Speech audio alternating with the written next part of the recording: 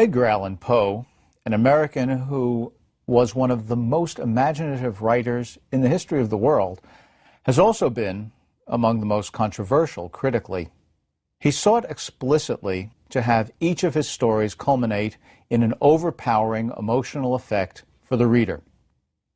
In works like The Oval Portrait, The Black Cat, and William Wilson, he taps into some of humanity's deepest fantasies: fear of dying, fear of loneliness, fear of oneself.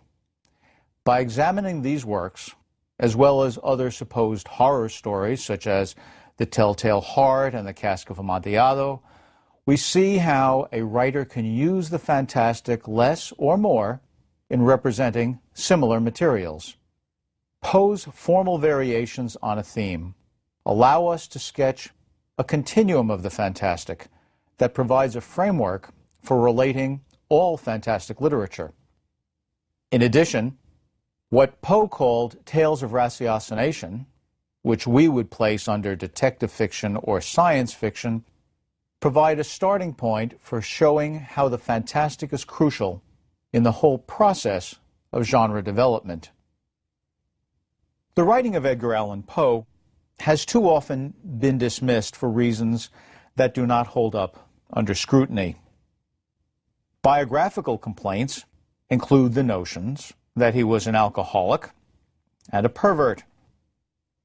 The idea that he was an alcoholic is supported by the fact that he was found lying unconscious in an alley by a bar in his relatively young adulthood, in his 40s, and ultimately, a few days later, died. In fact, modern evidence that Richard Thompson at Purdue University has uncovered suggests that it is quite possible that Poe was allergic to alcohol rather than an alcoholic. We have no evidence that he actually drank a lot. But even if he were an alcoholic, claiming that his writing is nothing but the outpourings, as it were, of an alcoholic is clearly foolish, because if drinking alcohol made one a great and lasting writer, the world would be full of them. The idea that he is, the idea that he was a pervert is based on the fact that he married his first cousin, who was only 13 at the time, and that he never married again after her early death. It's important to know that this first cousin, Virginia Clem, was of legal age when he married her, that marrying first cousins was not only legal but somewhat common at the time. His marriage was public. It was blessed by her mother. It was legal, it was devoted, and it ended only with her death in 1847. They married in 1836, but in 1842, that is 6 years into the marriage but 5 before her death, she was diagnosed with tuberculosis. And so for half of his marriage, he lived in fear, in the knowledge that his bride would come to an early demise. This does not sound to me like a pervert.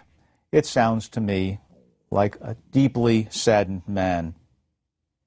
People also complain that Poe's writing is simply too slick.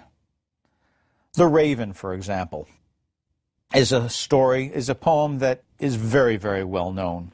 It begins, "Once upon a midnight dreary, while I pondered weak and weary over many a quaint and curious volume of forgotten lore, while I nodded, nearly napping, suddenly there came a tapping, as of someone gently rapping at my chamber door. 'Tis some visitor," I muttered, "tapping at my chamber door. Only this and nothing more." The poem is so compelling in its rhythm, the language flows so liquidly that one can honestly believe that all Poe is trying to do is show off. In fact, this fellow nearly napping has been trying to get surcease of his sorrow from books because his beloved Lenore has died. In the whole of this lengthy poem, the stanzas end in the first half always with the word nameless forevermore, and then nothing more, nothing more. When the raven who lands on the bust of Pallas Athena, the goddess of wisdom, finally speaks, he hears it as saying, nevermore, and then every stanza ends with nevermore. To read The Raven as a poem about showing off one's verbal skill is to ignore that this poem, written in 1845, more than halfway through Virginia's illness, is itself an effort in which Poe, like Hoffman's characters, writes poetry in order to try to accommodate symbolically the fears that he has. In this way, using art to accommodate symbolically our own fears, we see that Poe's poem does for him, the author, much that fairy tales have done for people for generations. Nonetheless, it's easy to make fun of Poe's poetry because it reads so easily. Annabel Lee begins like this, and I apologize to Poe for giving it this sing-songy reading. It was many and many a year ago in a kingdom by the sea, that a maiden there lived whom you may know by the name of Annabel Lee. And this maiden she lived with no other thought than to love and be loved by me. I was a child, and now I'd like to switch to a more reasonable reading because the compulsion of the rhythm does not have to be born foolishly. I was a child, and she was a child in this kingdom by the sea. But we loved with a love that was more than love, I and my Annabel Lee, with a love that the winged seraphs of heaven coveted her and me. And this was the reason that long ago in this kingdom by the sea, a wind blew out of a cloud, chilling my beautiful Annabel Lee, so that her high-born kinsman came and bore her away from me to shut her up in a sepulchre in this kingdom by the sea. The very gods conspire to keep this love from being consummated. And so finally, this beautiful sounding poem ends, and so all the night tide I lie down by the side of my darling, my life and my bride, in the sepulchre there by the sea, in her tomb by the sounding sea. If we can step back from the captivating beauty of the language, we realize that Annabel Lee is a poem about necrophilia. It's a poem about not wanting to let go of the lost, young love. Poe writes gorgeous, captivating poems.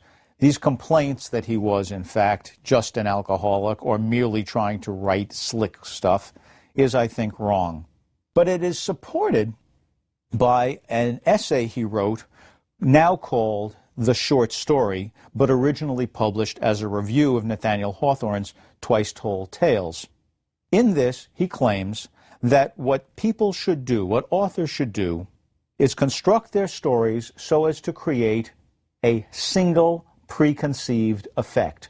Single preconceived effect. He wants people to see work as mechanically produced, clear-sightedly. Aristotle defines art as the organized habit of production. A work that some would say supports this complaint against the mechanical construction is Poe's short story, The Cask of Amontillado. In The Cask of Amontillado, we begin by having a character say, this is the very first line, "The 1,000 injuries of Fortunato I had borne as best I could, but when he ventured upon insult, I vowed revenge. You," we don't know who this is, it's the reader, but who are we to be? "You who so well know the nature of my soul will not suppose, however, that I gave utterance to a threat. At length I would be avenged. But," he says, "if you let the victim know, then they can defend against it. And vengeance is no vengeance if the victim does not know." And so what this character does is tempt his cousin Fortunato for this unnamed insult down into a wine cellar to try a famous cask of Amontillado, a kind of wine. When he has him in the wine cellar, he begins to bind him and then bricks up the wall. the last words we hear from Fortunato are a plea to be released, and he calls the narrator by his name, Montresor, or, in French, Mon Trésor. Fortunato means fortune. Mon Trésor, my treasure, is a French term of endearment used often by parents of children. What we have here is some young man who resents the authority of some older man and walls him up, puts him back in the tomb, puts him back in the womb, promising him wine and intoxication, but in fact giving him death. Now this looks like, for the love of God, Montresor, and the last line, Pace and Requiescat, rest in peace. Requiescat in pace, rest in peace. It sounds like it's just supposed to give us that thrill of the horrible, but not when we understand that the names make references, not when we understand that this is a mingling of French, Montresor, Spanish, Amontillado, and Italian, Fortunato culture. This is a story in the Gothic tradition about that romantic world of the Romance languages and curses and family feuds and a sense of wanting to have more power than authority will let you have. This is a very rich story if we read it carefully. Most of Poe's works, including this one with a fear of premature burial, can be read through an identification with the victim as dealing with common fears. In this case, however, we can also read through an identification with the narrator and see this as a fear that many of us may feel about our own potential for violence. That potential is explored in William Wilson, a story much like Hoffman's The Doubles, in which one character named William Wilson happens to be a reprobate, a gambler, a cheat, and he is at college where there is another young man named, as it happens, William Wilson. And he cheats William Wilson. As the story is narrated, it turns out that no one actually ever is reported as talking to this William Wilson, and yet, at the end, when the cheating William Wilson is so furious at having been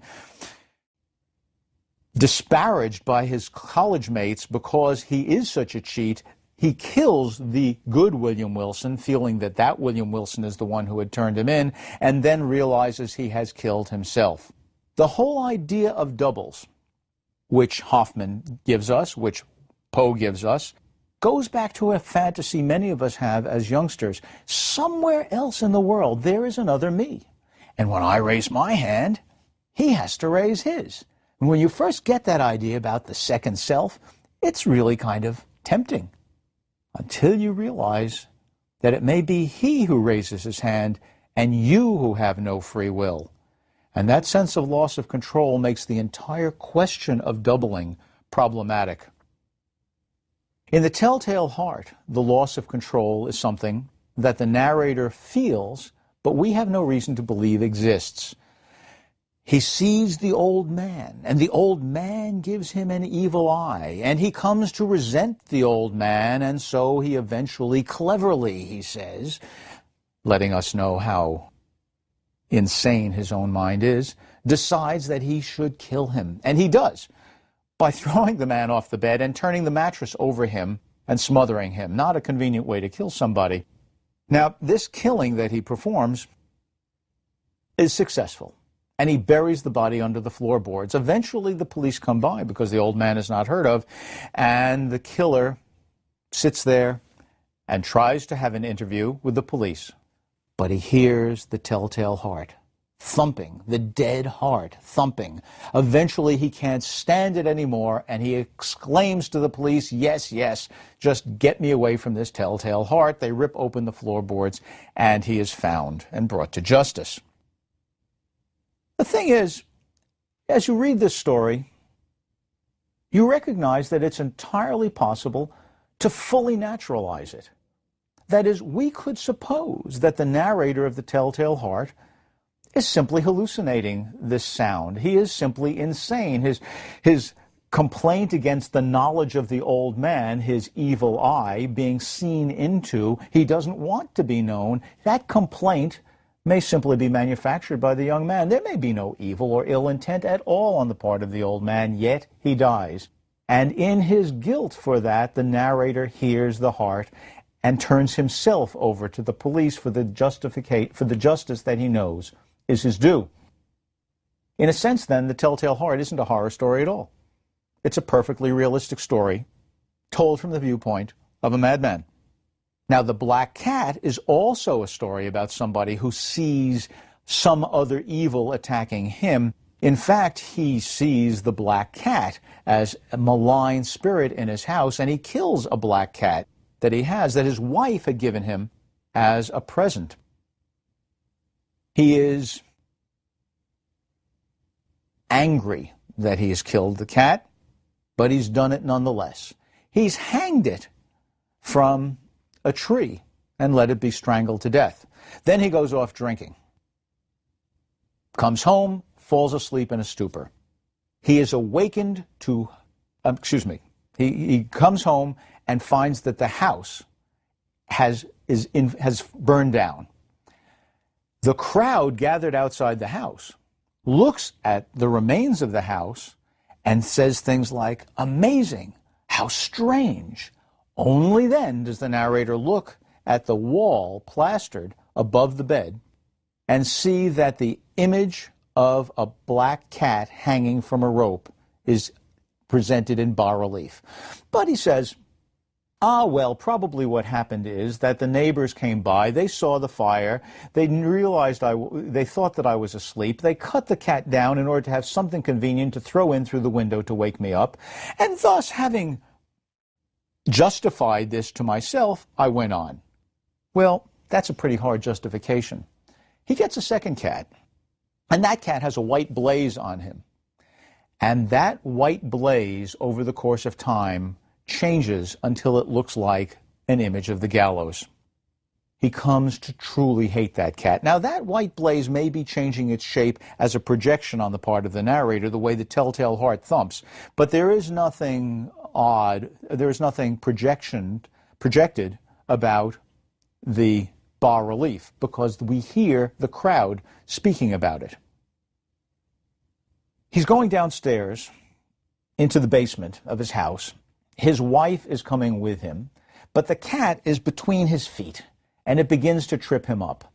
The wife is asking him to be calm. He wants to kill the second cat. As he raises an axe to do so, his wife tries to restrain him, and so he turns and, in fury, buries the axe in his wife's head. He then walls her up in the basement, and when eventually the police come by, he doesn't speak himself. What happens is they hear a sound. They open the wet bricks, and there is her corpse standing, and on her head the screeching black cat. Now, this story shows us that we can take the very same tale, an unexplained insult, an antipathy, a fear of relationship, and we can present it naturally, or we can present it somewhat more fantastically, as the black cat is more fantastic than the telltale heart. In fact, Poe gives us a whole set of stories with a range of deranged narrators, and these fall along what you could call a continuum of the fantastic, from the most realistic to the most fantastic. Hoffman shows us that works can be more or less fantastic by giving us relatively unambiguous works like Counselor Crespel. Yes, it's fantastic, but we know that the daughter truly died. Or ambiguous works like Ritter Gluck, where at the end we don't know whether that character was Ritter Gluck or a ghost or an hallucination. That's permanently decentered. The affect of the changing ground rules never goes away. At the realistic end of the continuum of the fantastic, we have works that are always, to some extent, fantastic. Because in fiction, everything counts. And in real life, that's not true. And at the fantastic end, when we use the fantastic exhaustively and get true fantasy, we still have, to some extent, realism. Because if all we get is the breaking of the rules, up 7, 11 through gray, that is, I've just uttered a sentence where the grammar breaks down so thoroughly, the rules change so quickly, that meaning is lost. We must have some meaning. We must have some fantasy. So from the realistic end to the fantastic end, any given genre can begin at whatever is its level of the fantastic. Fairy tales come right in the middle, and then become more fantastic by using that affect at the level of style, character development, plot, and thematic development. Hoffman understood that. That's why the subtitle of The Golden Pot is A Modern Fairy Tale. Poe also created what he called tales of ratiocination. That is to say, tales in which we look for reason. We are engaged in these by our reason. Truth will be the single effect of tales of ratiocination, according to Poe in his essay, The Short Story. We would divide those tales into two camps, I think, these days. One, say, is science fiction. The Pit and the Pendulum, which is often thought of as a horror story, is in fact also easily understood as a science fiction story. The narrator is caught in the grip of the Inquisition. He's thrown into a dark pit. In that dark pit, he is about to be cut by a lowering pendulum that has a swinging scimitar sharpened at the end.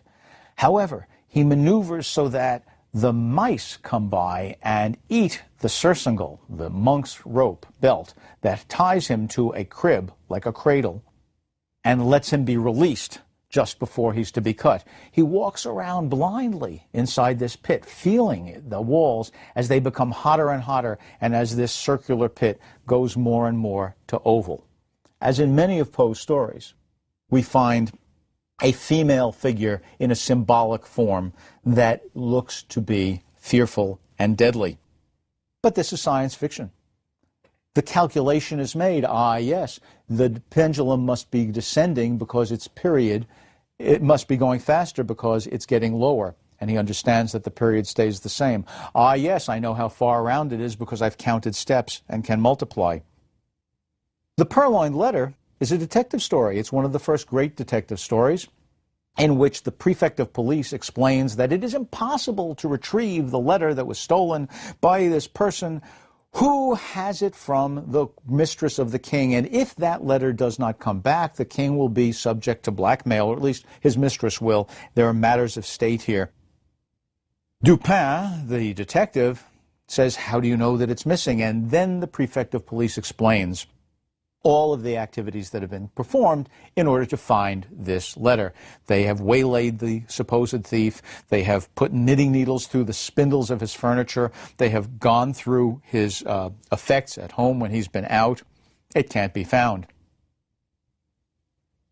Dupin says, if I retrieve the letter, what will you give me?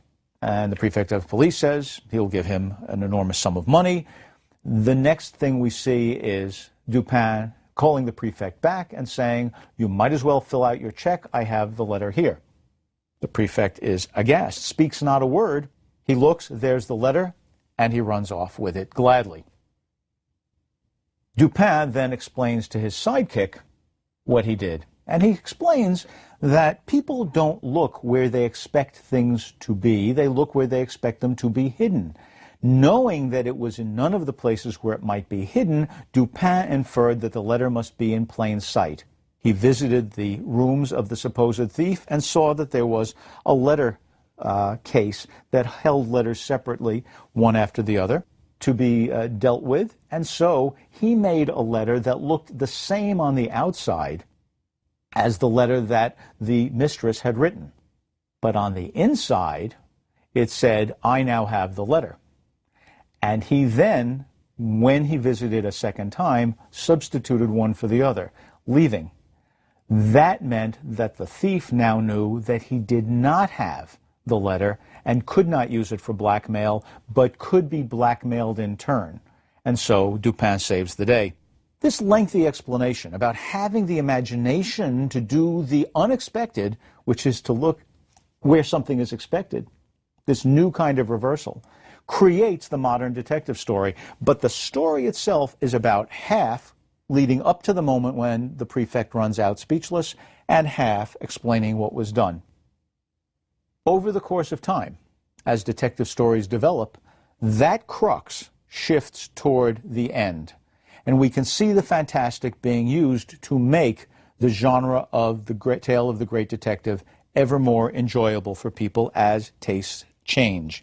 Together, though, the science fictions like The Pit and the Pendulum and the detective fictions like The Purloined Letter are tales of ratiocination. They are, in effect, fundamentally realistic stories applauding the use of the imagination. Not all of Poe's stories applaud the use of the imagination. The Oval Portrait, for example, is a story in which the main character has an unexplained wound, like the unexplained insult of the main character in the Cask of Amontillado. Pedro, his servant, needs to shelter him against the night, and so they break into a tower, into a castle, and Pedro leads him up to the bedroom at the very top of the tower. The first half of the story talks about this invasion of some other person's space, in which the main character lies down and looks around and sees portraits all around the room. And on the night table there is a book, which he opens and discovers in it descriptions of each of the portraits, the subject of the portrait, the occasion of its being made, and so on. The second half of the story is the reading of this book. It is about an artist who paints his beloved, and at the very last moment, when he puts the last touch of paint on the painting, "This is indeed life itself," the artist is reported to have said, and he turns suddenly to regard his beloved. She was dead. It's a horror story, I suppose. It speaks about love being lost to art. This story, it seems to me, is actually much like Annabel Lee. It's about someone who tries through art to capture love, but the love eludes him. I don't believe Poe understood quite how deeply he was responding to his own artistry. I'll remind you of how Annabel Lee begins. "It was many and many a year ago, in a kingdom by the sea, that a maiden there lived whom you may know by the name of Annabel Lee. And this maiden, she lived with no other thought than to love and be loved by me." The Oval Portrait begins that book within the story thus. It's written as prose, but I'm going to break it up. "She was a maiden of rarest beauty, and not more lovely than full of glee. And evil was the hour when she saw and loved, and wedded the painter, he, passionate, studious, austere, and having already a bride in his art. She was a maiden of rarest beauty, and not more lovely than full of glee." Poe has written the poem and the story with the same rhythm to deal with the same issue of lost love. The poem that perhaps is most frequently used to show that Poe is an amazing craftsman, but really only a craftsman, is The Bells. "Hear the sledges with the bells, silver bells, what a world of merriment their melody foretells, how they tinkle, tinkle, tinkle in the icy air of night, while the stars that oversprinkle all the heavens seem to twinkle with a crystalline delight, keeping time, time, time in a sort of runic rhyme to the tintinnabulation that so musically wells from the bells, bells, bells, bells, bells, bells, bells, from the jingling and the tingling of the bells." And then follow 3 more stanzas of similarly musical language. Now, what I would like to point out to you is that these 4 stanzas follow a deformed version of Hesiod's, the ancient Greeks' notion of the ages of civilization. Not gold, silver, bronze, iron, but silver, gold, bronze, iron. And each stanza deals with that and a kind of sound and death. We have melody, a single line of music, giving a runic rhyme, it jingles. In the second stanza, we have golden bells, harmony. These are called wedding bells. Immediately in the third stanza, we have alarum bells, brazen bells as fire breaks out. And the last stanza is iron bells, a monody. that is not harmony too, but again, a single line, this a requiem for death. What we have in the bells is the same story we had in the Black Cat. First we had someone who loved animals as a boy, then his wife gives him a cat, then in what should be marital harmony, the house bursts into flame, and then he is alone dealing with death. What we have in the Black Cat is what's called a hypotactic story. Hypotaxis, you connect all the pieces underneath so that we see how one goes with the other. The bells is a paratactic story, one part jammed right against the other. There's no explanation of how we get from one stanza to the next, and yet the bells and the Black Cat, the story being acknowledged as one of the great stories of American literature, follow the same psychological trajectory. Poe's achievement in genre after genre is to induce us to feel fear and yet to know that we are in a fantastic world created by a precise and skillful artist, a world we need not flee but can admire.